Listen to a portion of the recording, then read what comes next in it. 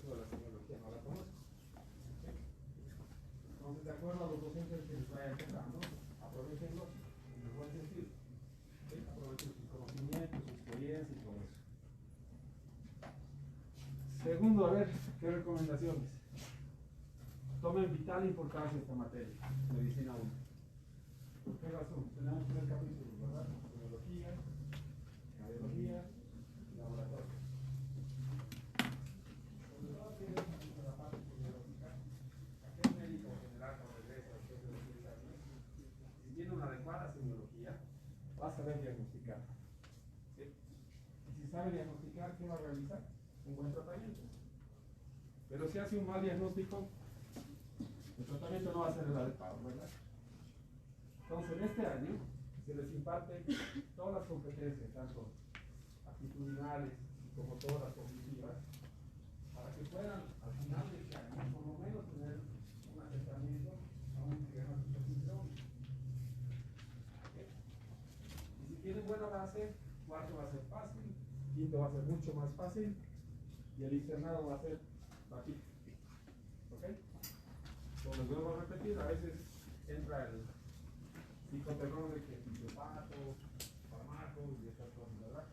Sí son importantes, pero tienen que ponerse en cuenta o darse cuenta de que hacer un diagnóstico adecuado nos va a llevar a hacer un tratamiento adecuado y obviamente va a ser un buen médico. Ahora la competencia es, bueno, creo que tenemos 6 o 7 universidades privadas ya en La Paz. Y aparte tenemos la católica que pertenece al sistema público y la UPEA.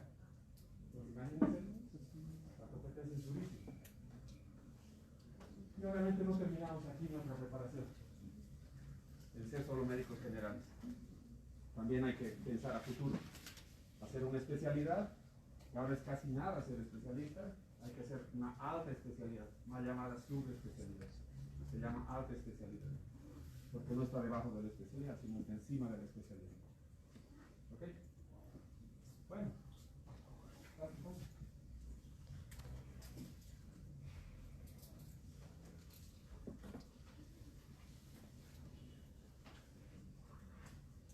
Nos vamos a empezar hoy día con la parte que es semiología del sistema respiratorio. Básicamente signos y síntomas más frecuentes. ¿Ya?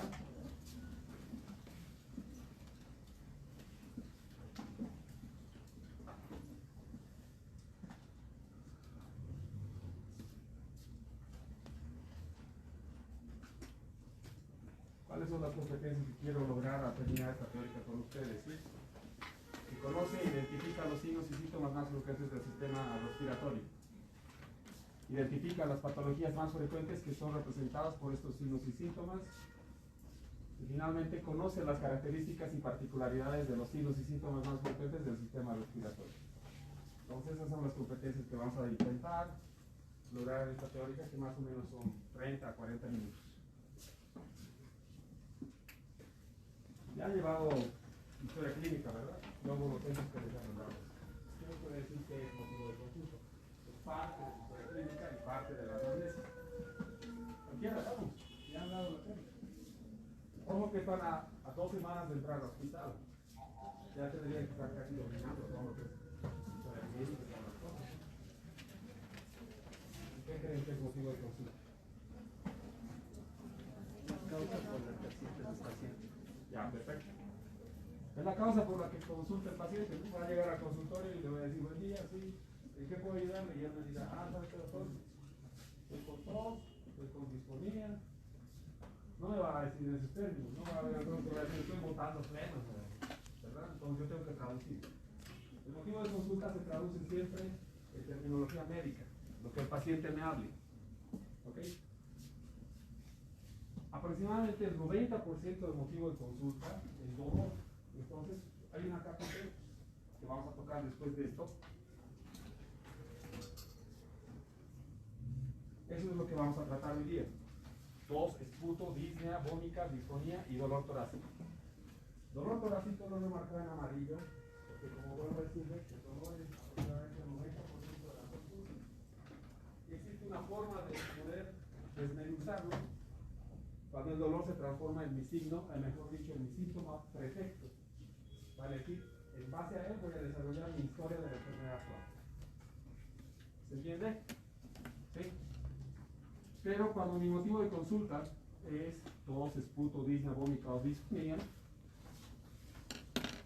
¿qué tengo que establecer?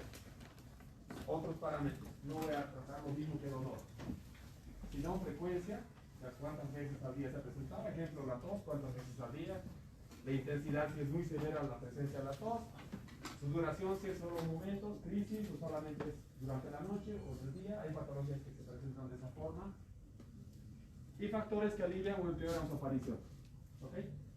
Esto hay que tomar en cuenta, porque muchas veces el paciente puede llegar, a lo mejor es un sintomático respiratorio, eso quiere decir que tiene presencia de tos por más de 15 días. Llega a la consulta externa y le pregunto, y lo primero que me va a decir, está tosiendo hace 15 días, y no me va a referir nada más, no me va a indicar ni dolor ni nada. Entonces la tos se transforma en mi signo perfecto. Y ese signo perfecto tengo que desmenuzarlo en mi historia de la enfermedad actual. Entonces tendré que averiguar su frecuencia, la intensidad, la duración y factores que viven o empeoran. Diferente a como van a ver cómo se desmenuza dolor. Supongo que ya les han anticipado algo, ¿verdad? Los doctores que dieron previamente a mí. ¿Sí?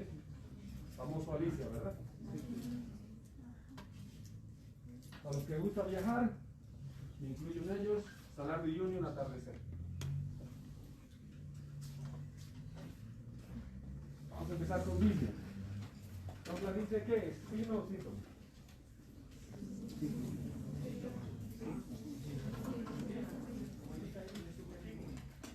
Sensación subjetiva por parte del paciente de falta de aire. Etimológicamente dice que quiere decir dificultad para respirar. Ahí termina bien. Dificultad para respirar. Y traduzco etimológicamente la palabra. Pero cuando me pregunte, yo tengo que decir sensación subjetiva por parte del paciente de falta de aire.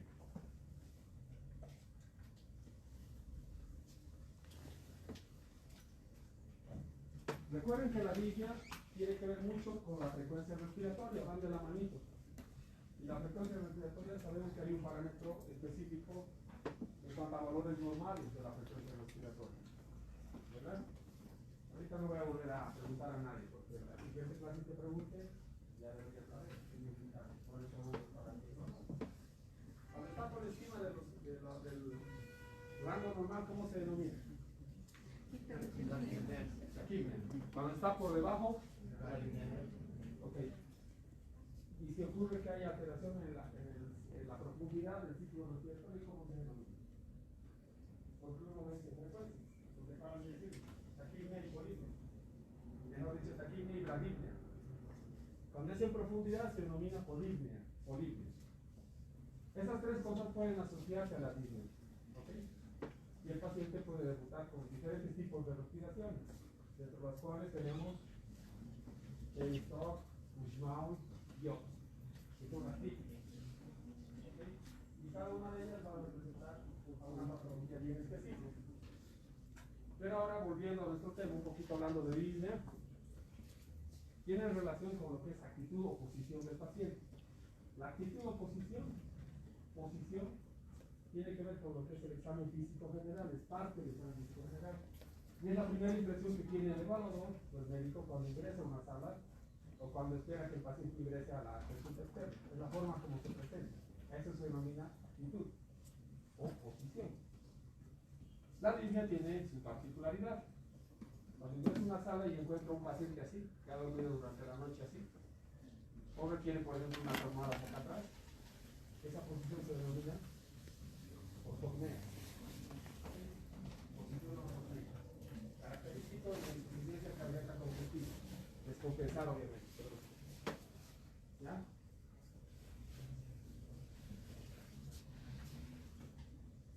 Otra postura se denomina platipnea, cuando el paciente se descompensa cuando está en hiperestación. Platipnea. Es característico en la comunicación interauricular. Recuerden que a veces el ductus interauricular debería cerrarse normalmente en los nazis. Pero en adultos puede persistir y les va a provocar descompensación. Cuando el paciente no tolera estar en hiperestación, la ver si requiere estar sentado o echado para compensarse, se denomina platimnia. Otra postura es la que se denomina la disnea paroxística nocturna. Como se ve en la imagen, el paciente tiene una insuficiencia cardíaca congestiva descompensada. Hay un encharcamiento en los pulmones. El paciente tiene que abrir la ventana para aparentemente falta de aire y poder compensar esa disnea que está presentando. Eso se denomina disnea paroxística nocturna y solamente presentan en la noche los pacientes, por eso se denomina disnea paroxística nocturna. Característico de la insuficiencia cardíaca congestiva descompensada también. La disnea es cuando el paciente no tolera el decúbito. ¿Okay? Este es el ejemplo. En este caso, el paciente ha tenido un derrame pulmonar derecho. Este es el decúbito lateral izquierdo. Eso quiere decir que el hemitórax izquierdo puede expandirse fácilmente. Pero para ayudar a su hemitórax derecho se ha acostado del lado izquierdo, para que el hemitórax izquierdo, mejor dicho derecho, pueda expandirse entre comillas. Sabemos que un derrame va a impedir el movimiento respiratorio normal. A esto se denomina prepopnea, por si acaso, prepopnea. Entonces, en la actitud, cuando yo ingreso y veo a un paciente en una de esas posturas, ya no pongo el paciente está echado de lado, ¿no? Pondré el paciente en prepopnea. Si lo veo así, paciente en ortopnea. ¿Ok? Si está así, paciente en platimnia. Exacto. Ahora, la disnea es importante entenderla desde el punto de vista de su forma de inicio, para decir súbito o progresivo, la progresión de esto y su duración. Y también entender que existen síntomas asociados con frecuencia. Existe disnea que se instala en minutos, segundos o minutos. Se puede instalar. ¿Cuáles son las causas? El asma, descompensado obviamente, un cuerpo extraño inhalado, la insuficiencia ventricular izquierda aguda, el neumotórax, la tromboembolia pulmonar. Se desarrolla en segundos a minutos la disnea. El paciente no tiene mucha dificultad para respirar. Pero también existirán patologías que se manifiestan entre horas a días, como el asma nuevamente, la neumonía y la agudización de la enfermedad pulmonar obstructiva crónica. De semanas a meses, ¿qué patologías? La anemia, el derrame pleural, trastornos neuromusculares respiratorios, y de meses a años, nuevamente, la enfermedad pulmonar obstructiva crónica, fibrosis pulmonar y la tuberculosis pulmonar. Como pueden ver, entonces hay diferentes causas para que la disnea pueda originarse desde segundos hasta años. Entonces, hay que entender o comprender que hay esas patologías que nos pueden desarrollar disnea de esa forma.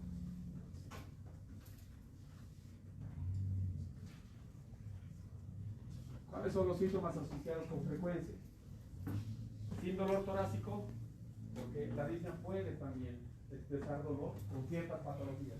Ojo que la disnea no provoca dolor, sino que asociada a otra patología pudiera provocar.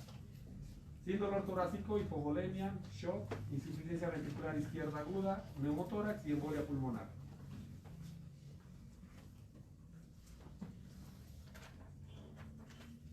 Dolor torácico pleurítico, embolia pulmonar, fractura costal y las neumonías.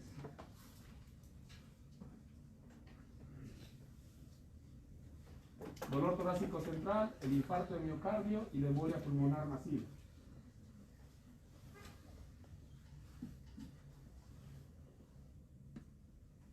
Finalmente, sibilancia citosis. Entonces, los síntomas que se asocian de dolor, que puede ser, como habíamos dicho, de tipo pleurítico central y la sibilancia citosis. La tos la vamos a desarrollar en algún momento, entonces tiene relación con la sibilancia. Y las sibilancias es un signo bien característico del asma, es el famoso silbido. Cuando lleguen a la parte respiratoria van a entender o les van a enseñar de que existen tres ruidos respiratorios normales: murmullo vesicular, bronco vesicular y vesicular. ¿Okay? Y a la par existen los patológicos, dentro de ellos está la sibilancia. La también estamos en el sector terciario, el ronco, etc. Entonces, en las sibilancias y tos, enfermedades características, el asma. Y en el caso de la tos, el EPOC, la enfermedad pulmonar obstructiva crónica.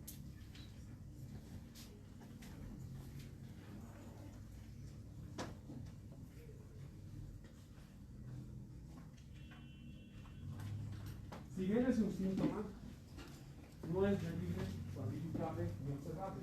Pasen, chicos. Váyanse al fondo, creo que a todos ahí. Pasen, es para que corra el aire. Pasen.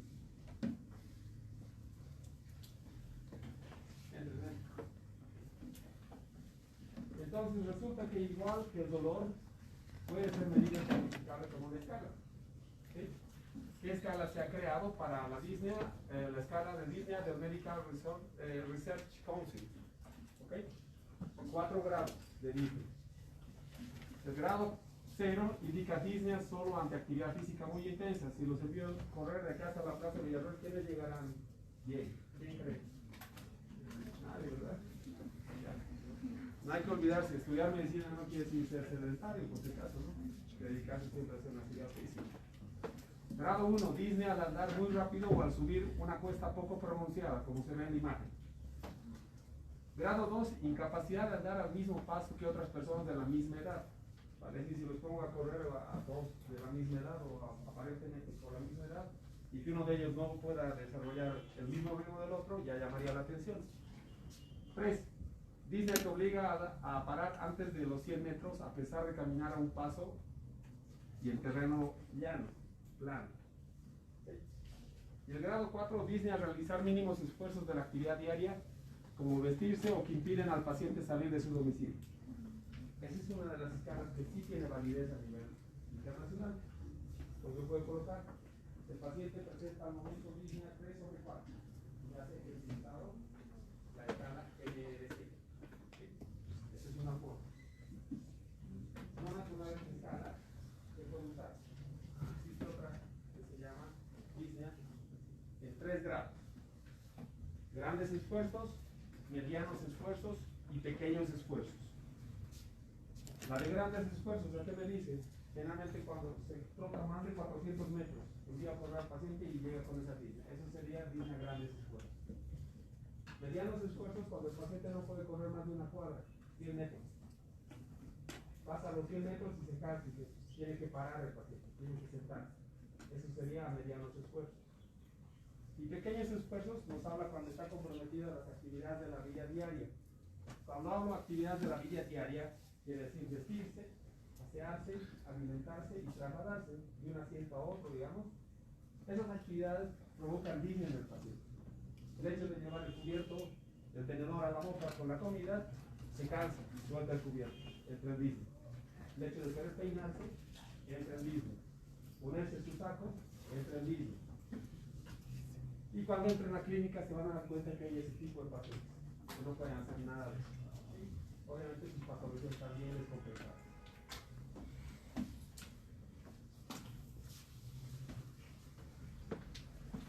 Más o menos lo que yo estaba del lado derecho hace 15 días. Estaba pone. Ahora ¿cómo fue? Me cambia, ¿verdad? Disfónico. ¿Ya? Si das cuenta de ese es el error que cometemos, digamos, estamos hablando y decimos, estoy afónico, y estoy pronunciando. Es recortado, pero estoy pronunciando. Entonces, eso es lo que tiene que ir cambiando también el chip de acá. Falta o ausencia de voz. ¿Sí? Falta o ausencia de voz, generalmente de tipo orgánico. ¿Sí? Orgánico, sí o sí. Entonces, ¿qué estará el paciente presentando? Puede estar presentando una laringitis, una faringitis, un trastorno de cuerdas vocales. Esas son las 3 patologías de una afonía. Obviamente no hay timbre de voz en la afonía. Por más de que el paciente hable, haga mímicas, no le sale nada de nada. Diferente a lo que es una disfonía. Trastorno cualitativo o cuantitativo de la fonación por causas orgánicas o funcionales. ¿Qué quiere decir? Que el timbre de voz sí está afectado, pero no está perdido. El timbre de voz lo tiene el paciente, pero no está perdido, no tiene afectado. Más o menos como el caso mío ahorita. Si se dan cuenta, rato si quiere salir un gallo. ¿Sí? Eso es disponible. Entonces, la forma que tengo que traducir cuando el paciente, por ejemplo, puede llegar y les diga, motivo de consulta, doctor, no me sale la voz. No voy a poner paciente afónico, ¿no? Pongo paciente disfónico, ¿ya? Caso de la moneda, Potosí, una belleza. ¿Alguien conoce? ¿Sí? ¿Les ha contado la historia de la cara que tiene? Sí. Diferente. Uno está medio triste, el otro arreglón, así la mitad, ¿no? Pero es una historia larga, otro día hablaremos de eso. Ya, tos. Esa era la tos. Muchos estábamos resfriados, ¿no? Estamos empezando con esos cambios climáticos. La tos entonces, sonido repentino, forzado y seco, para librar el aire y despejar las vías, y despejar la irritación de la garganta o las vías respiratorias. Recuerden que es un reflejo de defensa la tos. Eso les han enseñado el año pasado, ¿verdad? No llegó a fisiología. Todos me miran así. ¿Sí? No han llevado a fisiología. Son recarguistas todos, ¿sí? Ya, reflejo de defensa, por si acaso, la tos. ¿Ya? ¿Qué es lo importante? Les he vuelto a poner ahí. Para que vean, ¿sí? Tipo de evolución, características, aparición. Síntomas concomitantes e ingesta de fármacos. ¿Por qué es importante la ingesta de fármacos? Esto lo he puesto al último. Porque, por ejemplo, antes de que aparezcan los inhibidores de la enzima convertidora de angiotensina, que era los ATAN, se utilizaba los priles, captopril y enalapril. Eso se daba antes a los pacientes. Y el paciente resulta que después de 2 meses volvía y decía, doctor, tengo una tos, pero no tengo nada de nada. Efectos secundarios de los priles, tos, provoca tos. Ahora, si van a seguro, ya no les damos captopril en la pril, ha cambiado, precisamente por ese efecto secundario. Yo prefiero utilizar otros fármacos. Okay, entonces es importante, puede ser que un paciente siga tomando, siga comprándose, y puede estar produciéndole la tos. ¿Ya? ¿Qué es importante tomar en cuenta en la tos? La duración y la característica. En la duración, menos a 3 semanas, tos aguda. Se denomina tos aguda, si dura menos de 3 semanas. Características en infecciones víricas, bacterianas, hipersensibilidad, puede ser al medio ambiente, humo, etcétera, etcétera, y cuerpo extraño inhalado. Pero también puede ser una tos crónica cuando sobrepasa las 3 semanas. ¿En qué caso se da? Enfermedad del reflujo gastroesofágico, rinitis, sinusitis, asmas, tumor pulmonar, tuberculosis, bronquiectasia, neumopatía intersticial.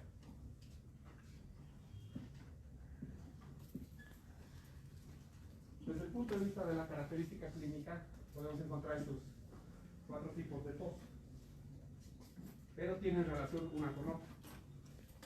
Por ejemplo, la tos seca se supone es aquella que no produce una expectoración menos un esputo como producto final. Ese es tos seca. Iría de la mano con la tos no productiva.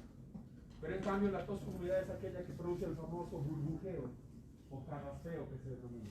Cuando uno tose, han escuchado, es como si flotaran múltiples burbujas. ¿Quién no ha tenido tos, verdad? ¿Alguna vez? ¿Ya?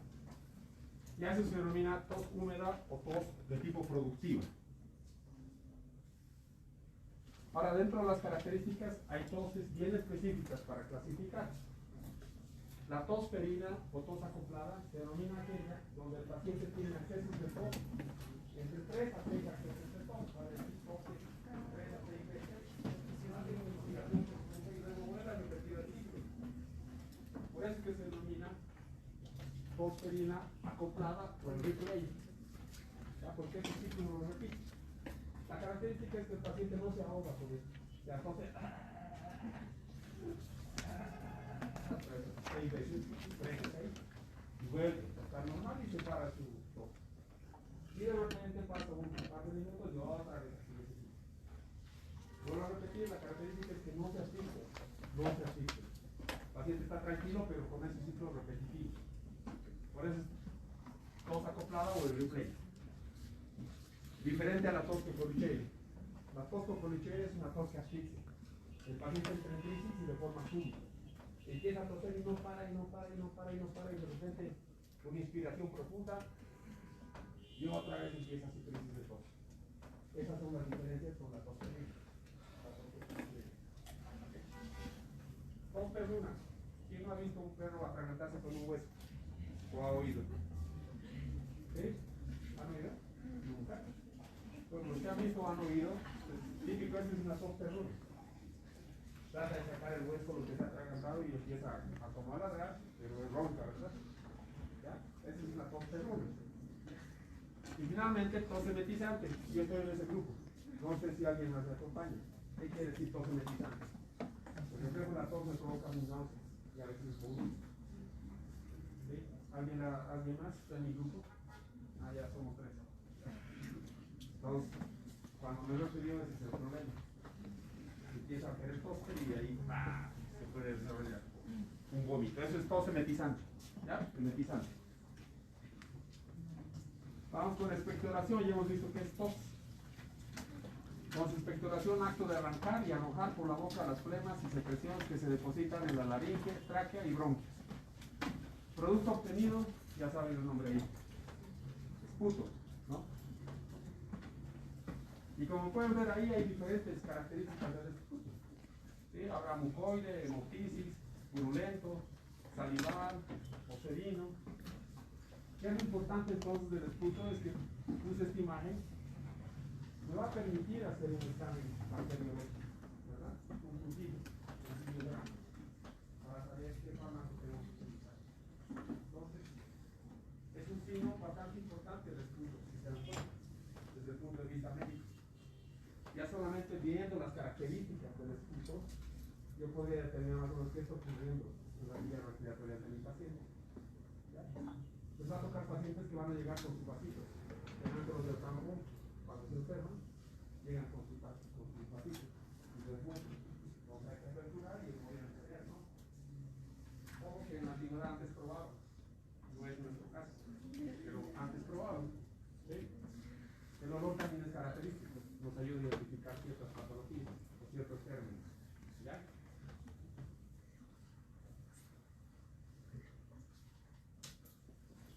Entonces, esos son los tipos de esputo. Su aspecto y la causa.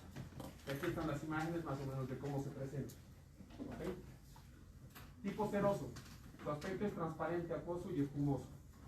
La causa, edema pulmonar agudo, cáncer de células alveolares. Mucoide, como se ve acá, es transparente, gris, blanco. La causa, bronquitis crónica, EPOC y asma. El purulento puede pasar de ser amarillo a verdoso, como se ve acá, amarillo, y puede pasar a verdoso.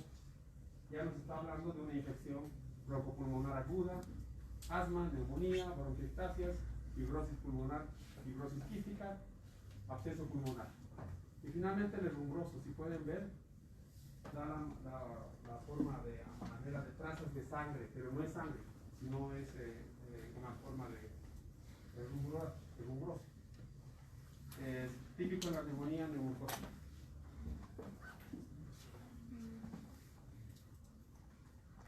Entonces, hay otros tipos de esputo. Hemoptoico, ¿a qué se referirá? Presencia de trazas de sangre en el esputo, como se ve en la imagen, ¿verdad? Está entremezclado, solo hay unas cuantas trazas, como pueden ver. ¿Sí? Pero hay todo lo contrario.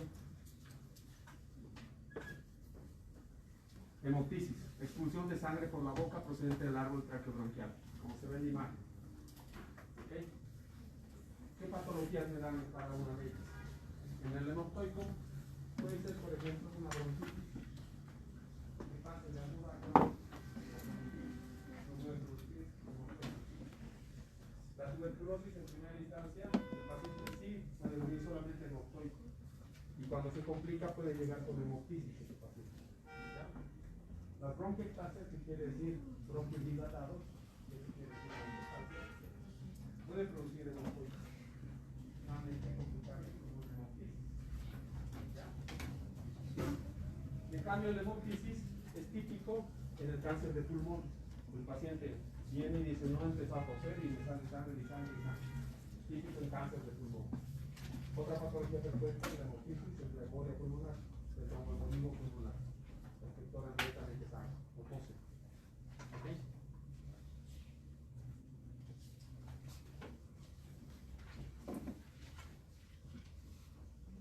Vómica. ¿Sí? Vómica se refiere a la expulsión por la boca de líquido que puede ser translúcido, puede ser ceroso o purulento y que proviene del parénquima pulmonar. La imagen de ahí, ¿qué identifica? Me han llevado el año pasado en parasitología.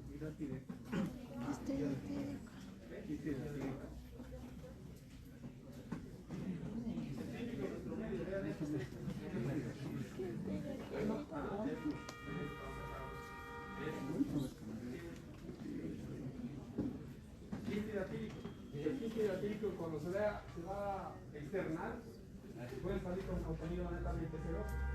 El paciente va a vomitar, pero obviamente es contenido de vías respiratorias. Diferente a que fuera de vías gástricas, o mejor dicho, digestivas. Cambia el nombre del término. Eso es bueno que recuerden. ¿Ya? Vomitar es cuando expulsa de contenido del parénquima pulmonar. ¿Se entiende? Solo el mesis hay que ponerle cuando es vómito de digestivo. Emesis. ¿Por qué?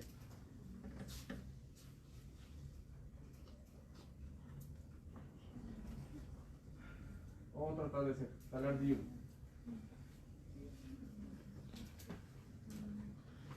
Ahora sí, voy a dejar para el último.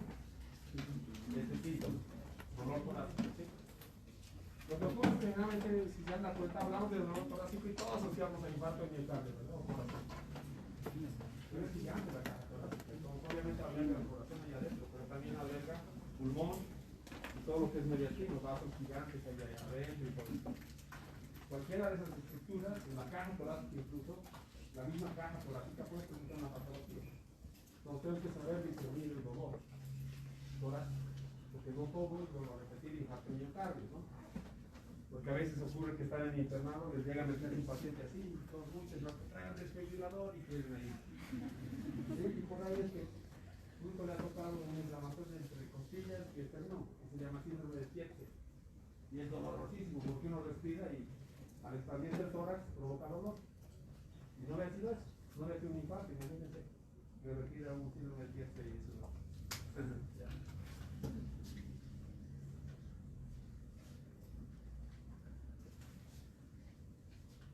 Entonces, tenemos que entender tres términos bien importantes para el dolor torácico. Local o localizado, dolor localizado. Ese es el sitio donde ha ocurrido la molestia. El ejemplo típico, me he fracturado mi costilla número 4, en el lado derecho. Vamos a la simple palpación, voy a ir palpando todo lo que es la costilla, le provocará dolor al paciente. En este caso, es un dolor localizado, que es el sitio exactamente ahí. Ese dolor no se va a disparar a ningún lado ni va a salir de otro. ¿Se entiende? Ese es dolor localizado o local. Tenemos también lo que se denomina dolor irradiado o transmitido. Típico es un paciente se ha fracturado unas 3, 4 costillas. ¿Qué provoca? ¿Qué va por debajo de las costillas? No encima, por debajo del reborde inferior de la costilla. ¿Ha pasado algo hace 2 años? ¿Ah? El diafragma, ¿no? Esa es la costilla y aquí pasa. ¿Qué pasa? Nervios intercostales, ¿verdad? Porque hay un desplazamiento de la fractura que ocurre, este nervio se irrita, ¿verdad? Así es que no va a querer que lo toque. Ese dolor, porque tiene una inervación, puede que la fractura sea adelante, pero el dolor puede estar atrás. El paciente no va a referir que el dolor está atrás. Toma una radiografía, evidencia una fractura, listo, ya se es una neurita. Se está irradiando el dolor, se está irradiando o está siendo transmitido. ¿Sí? Ese es un ejemplo. El otro, tenemos una gran cobertura de masa muscular en sentido anterior, posterior y lateral, en el tórax, ¿verdad? ¿Qué músculo tenemos atrás? Que es gigante, que sale desde la nuca y llega hasta el T2, casi el T2. ¿Sí? Exacto. ¿Ya? El trapecio es un músculo fácilmente contracturable. Entonces puede desarrollar lo que se llaman bandas tensas o puntos gatillo. Yo aprieto ese punto gatillo y el dolor se puede irradiar hacia arriba, o hacia abajo, o hacia un lado. Porque recuerden cómo se trapecio, ¿verdad? ¿Sí? A eso se refiere dolor irradiado. A eso se refiere dolor irradiado transmitido. Finalmente, el más complejo probablemente es el reflejo o referido. Existen vísceras, como por ejemplo la vesícula biliar, que se encuentra en qué parte de la boca. ¿En qué cuadrante?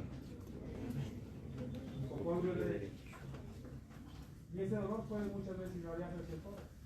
Le puede dar un paso positivo. ¿Sí?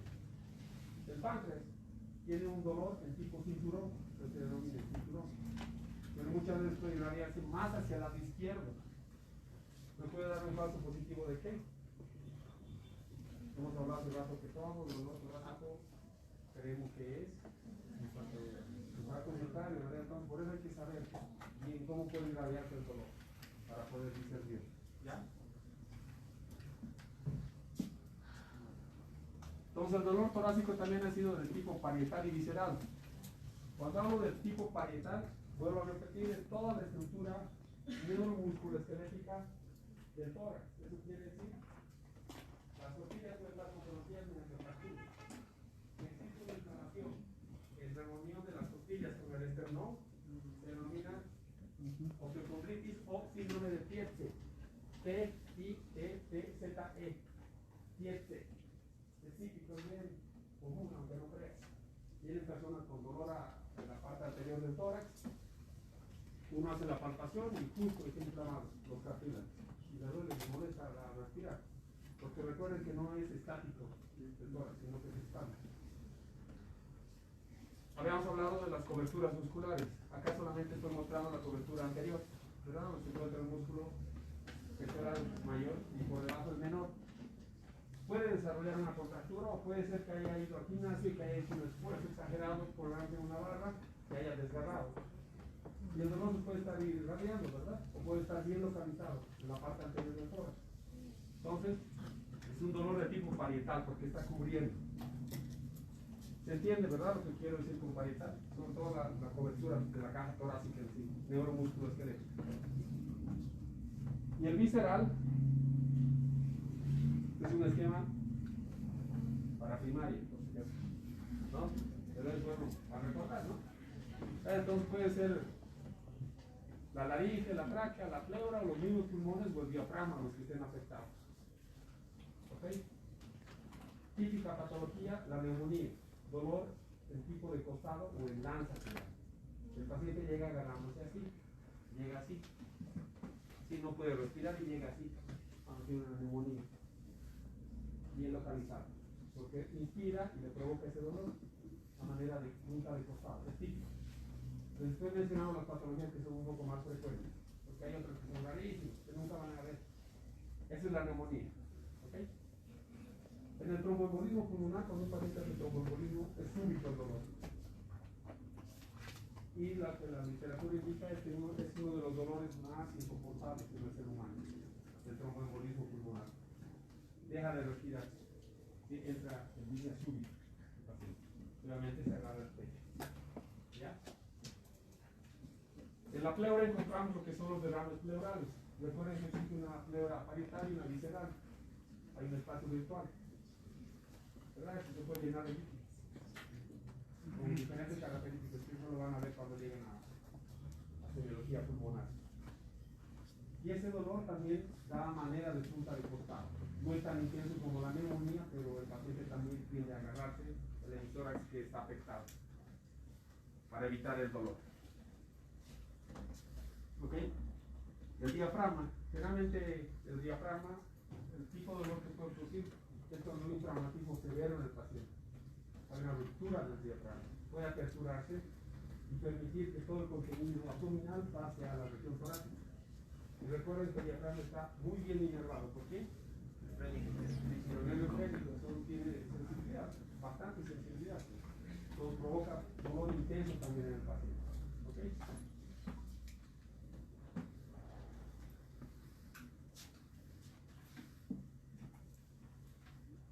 Entonces, el dolor torácico les había puesto esta imagen porque, vuelvo a repetirlo, generalmente asociamos infarto y miocardio, ¿verdad? Pero miren, este paciente tiene también dolor torácico. Por la inserción de un músculo ahí gigante. Podría ser dorsal ancho, como también podría ser trapecio, o por ahí los romboides menor y mayor, o por ahí el infraespinoso, el supraespinoso, a lo mejor el redondo menor y mayor por este lado, etc. O por ahí el cuadrado lumbar que está por aquí abajo. ¿Ya? Pero ¿qué es importante? Ya la conocen. Alicia, ¿verdad? Ya. La desaparición, ¿verdad? Entonces, si su inicio ha sido súbito o progresivo, es una forma de consultar. Si el dolor así súbito, por ejemplo, un tromboembolismo pulmonar súbito. Progresivo la neumonía, porque va progresando el dolor, aumentando. Localización. Es importante y por eso conocer topografía del tórax. Cada zona en el tórax tiene su nombre. No sé si han llegado al examen físico o ya les han dejado. Pero el tórax se divide con líneas tanto verticales como horizontales. Y cada segmento tiene su nombre. Entonces, cuando yo escribo la historia clínica, localización, en la región mamaria derecha, ya sé dónde queda la mamaria derecha. O, por ejemplo, en la región axilar superior izquierda. Así tengo que escribir la historia. No puedo colocar el paciente refiere dolor en el tórax. El tórax es gigante, ¿no? ¿Sí? ¿Se entiende lo que quiero indicarles? A eso se refiere localización. Y de irradiación. Si ese dolor se irradia o va a un lado, ¿se dispara o no? ¿Ok? Eso también es importante escribir en la historia clínica. Si no tiene irradiación, se coloca sin irradiación. ¿Sí? C. Características y concomitantes. Características es característica del dolor. Existe dolor que tiene características bien específicas. Por ejemplo, frente quema, ¿cómo se denomina? Urente. ¿Típico en quién? Úlcera gástrica, signos ulcerofécticos, entonces es el que quema, ¿no? Es urente. Dolor opresivo, ¿a qué se refiere? Cólico. Opresivo, cólico. ¿Qué quiere decir opresivo? Típico en quién es el infarto miocardio realmente es opresivo, ¿cierto? Ahí hay algo ahí adentro. O los derrames masivos también, siento que hay algo ahí adentro, que está apretando. Y así hay diferentes características: celebrante, lacinante, celebrante, fugitivo o punzante, y así. Entonces esa es la característica que tengo que escribir. A los que quieran leer un poquito más, les sugiero el libro que hay en la biblioteca, se llama Goich Chamorro, Semiología de Goich Chamorro. El capítulo de dolor es cortito, máximo debe ser unas 4 hojitas, y habla sobre las características. Entonces eso es bueno ahí leer. ¿Ya? Concomitante se refiere a las cosas que pueden acompañar al dolor. Vale decir, pueden aparecer otros signos y síntomas que pueden acompañar al dolor. ¿Se entiende? Por ejemplo, vómitos, náuseas, initos, acúfenos, fosfenos, un montón de cosas que se presentan cuando hay dolor y uno libera adrenalina, ¿no? Intensidad. EVA, escala visual análoga del dolor. Del 0 al 10. 0 a 3, leve. 4 a 7, moderado. 8 a 10, severo. Esa es mi clasificación. Entonces utilizo eso. Intensidad 8 sobre 10, paréntesis EVA. ¿Ya? Esa es la forma de clasificar. Finalmente, atenuantes, ¿no? El paciente puede decir, me he ido a la farmacia y me he hecho inyectar un ketoprofeno 100 miligramos intramuscular y te haré el capítulo. Ocurre que varía algunos más, ¿eh? Pero eso se refiere a atenuantes. ¿Qué cosas he hecho para aliviar el dolor? O por ahí simplemente me dice, no, he decidido echarme en mi cama y dormir todo el día. Listo, con eso atenúa el dolor. Puede ser que les diga eso. O puede ser que haya tomado unos matecitos de agua, ¿no? Infusiones de tal cosa y listo. Entonces esa es la forma de trabajar dolor. ¿Ok? Alicia. Les voy a repetir esto, dominen porque más del 90% de consulta externa es dolor. Entonces, si yo domino esto, le va a ir bien en la historia de la enfermedad actual. Pero hay que cuidarse un poquito, como les decía, de otros signos y síntomas que pueden ser los que están como motivo de consulta, y son los prefectos. Como en este caso hemos visto, tos, disnea, mónica, hemoptisis, hemoptoicos, expectoración, esputo y ya saben otras cosas más. ¿Listo? Entonces en un ascenso o en la fotosíntesis. Nos vemos aquí.